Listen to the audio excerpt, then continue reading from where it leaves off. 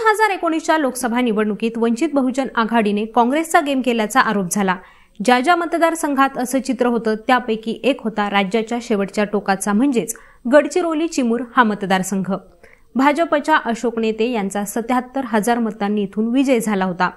अशोक नेते यांना 5,19,000 इतकी मतं मिळाली होती, तर काँग्रेसच्या नामदेव उसेंडी यांना 4,42,000 इतकी मतं मिळाली होती आणि त्याच वेळी वंचित बहुजन आघाडीच्या रमेश गजबेंनी तब्बल 1,11,468 इतकी मतं मिळवली होती।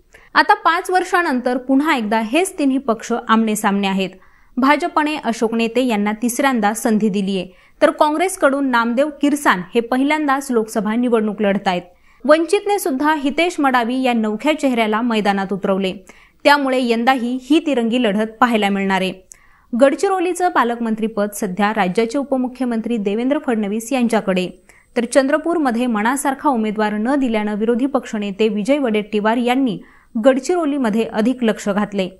या सगळ्या पार्श्वभूमीवर यंदा गडचिरोलीची जनता कुणाला कौल देणार आणि गडचिरोलीमध्ये सध्या राजकीय परिस्थिती काय आहे, सध्या तिथं काय सुरू आहे, याबद्दलचा स्लेट्सअप मराठीने घेतलेला हा आढावा।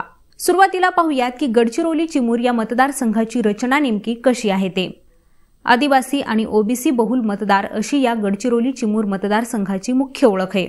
या मतदारसंघात गडचिरोली जिल्ह्यातील गडचिरोली, अहेरी, आरमोरी, तर चंद्रपूर जिल्ह्यातील ब्रह्मपुरी आणि चिमूर आणि गोंदिया जिल्ह्यातील आमगाव अशा 6 विधानसभा मतदारसंघांचा समावेश आहे।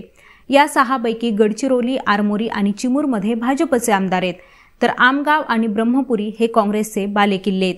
याशिवाय धर्मराव बाबा आत्राम यांच्या रूपाने अहेरीमध्ये म्हणजेच राज्यातील शेवटच्या मतदारसंघातही राष्ट्रवादीच्या घड्याळाचा गजर होतोय। 2019 मध्ये या मतदारसंघातील चित्र नेमकं कसं होतं हे पाहायचं झालं तर 2014 मध्ये भाजपच्या अशोक नेते यांचा 2,36,000 मतांच्या मताधिक्याने विजय झाला होता आणि 2019 मध्ये सुद्धा अशोक नेतेच हेच विजयी झाले होते, पण त्यांना बराच संघर्ष यासाठी करावा लागला होता, कारण त्यांचं लीड त्यावेळेस अवघं 77,000 आलं होतं। त्यांना 5,19,000 इतकी मतं मिळाली होती, तर काँग्रेसच्या नामदेव उसेंडी यांना 4,42,000 इतकी मतं मिळाली होती आणि त्याच वेळी वंचितच्या रमेश गजबेंनी तब्बल 1,11,468 इतकी मतं मिळवली होती। आता मतदारसंघनिहाय चित्र बघायचं झाल्यास 2019 मध्ये देवराव होळी हे भाजपचे आमदार असूनही गडचिरोलीमधून नेते यांना अवघं 21,000च लीड मिळालं होतं।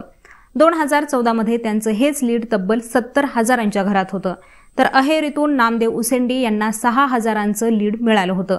आता अहेरीचे आमदार धर्मराव बाबा आत्राम, भाजपचे नेते अंबारीश आत्राम हे दोघंही एकत्र आहेत, तर भाजपने अंबारीश यांची नाराजी दूर करण्यात यश मिळवलंय। आरमोरीमधून अशोक नेते यांनी 17,000चं लीड घेतलं होतं आणि यंदाही भाजपचे आमदार कृष्णा गजभिये यांच्या साथीने नेते यांचा हाच प्रयत्न असणार आहे। ब्रह्मपुरी हा विजय वडेट्टीवार यांच्या हक्काचा मतदारसंघ आहे, पण या मतदारसंघातूनही भाजपच्या अशोक नेत्यांनी 12,500चं लीड घेतलं होतं। तेव्हा काँग्रेसच्या प्रमुख नेत्यांच्या मतदारसंघातून काँग्रेसचा उमेदवार मागं पडल्याने विजय वडेट्टीवार यांच्यावर बरीच टीका झाली होती। याशिवाय चिमूरमधून भाजपच्या बंडी बांगडिया यांनी अशोक नेत्यांना 12,000चं मताधिक्य दिलं होतं, तर तिकडे आमगावमध्येही नेते यांना 18,000चं मताधिक्य मिळालं होतं। आता यंदा या मतदारसंघातून कोणता उमेदवार वरचढ ठरणार हे पाहायचं झालं तर सलग 2 टर्मचे आमदार आणि त्यानंतर 2 टर्म खासदार, यामुळे अशोक नेते यांना या मतदारसंघाचा अभ्यास आहे, मतदारांचा संपर्क आहे आणि निवडणुकीचा अनुभव सुद्धा, त्यामुळे यंदा त्यांना हॅट्रिकची संधी आहे, मात्र त्याच्या जोडीला अँटी इन्कम्बन्सी सुद्धा आहे। तर दुसऱ्या बाजूला काँग्रेसचे डॉक्टर नामदेव किरसान हे पहिल्यांदाच लोकसभा निवडणूक लढवतायत आणि त्यांना साथ मिळाली आहे ते विजय वडेट्टीवार यांची। चंद्रपूरच्या उमेदवारीवरून प्रतिभा धानोरकरांशी विसंवाद झाला, त्यामुळे वडेट्टीवारांनी चंद्रपूरऐवजी गडचिरोली चिमूरमध्ये आता जादा लक्ष घातले। पण भाजपच्या तुलनेत बूथ पातळीवरील यंत्रणेचा अभाव आणि निवडणुकीपूर्वीच पक्षांतर्गत मतभेद अशा मुद्द्यांचं काँग्रेस पुढे आव्हान आहे, त्यामुळेच बलाढ्य भाजप पुढे लढताना काँग्रेसच्या विजयाचं धनुष्यबाण वडेट्टीवारांना पेलवतं का हे पाहणं आता रंजक ठरणार आहे। आता एक सगळ्यात महत्त्वाचा मुद्दा आहे तो म्हणजे गडचिरोली चिमूर या मतदारसंघातील निवडणुकीतील कळीचे मुद्दे कोणते। तर बेरोजगारीचा मुद्दा हा इतर मतदारसंघांप्रमाणेच गडचिरोलीतही आहे। याशिवाय उच्च शिक्षणाच्या अपुऱ्या सोयी, पायाभूत सुविधांचा अभाव, रेल्वे, रखडलेले रस्ते, पूल बांधकाम आणि दळणवळणासाठीची परवड हे प्रश्नही ऐरणीवर आहेत। स्थानिक पातळीवर पेसा कायद्याची अंमलबजावणी होत नसल्याने सुद्धा इथं नाराजी आहे। शिवाय चामोर्शी तालुक्यातील उद्योगासाठीच्या भूसंपादनाला स्थानिक शेतकऱ्यांचा तीव्र विरोध आहे। या मुद्द्यांकडे लोकप्रतिनिधींनी लक्ष न दिल्याने शेतकरी संतप्त आहेत। त्यामुळेच भाजपला याचा फटका बसेल अशा चर्चा सुरू आहेत।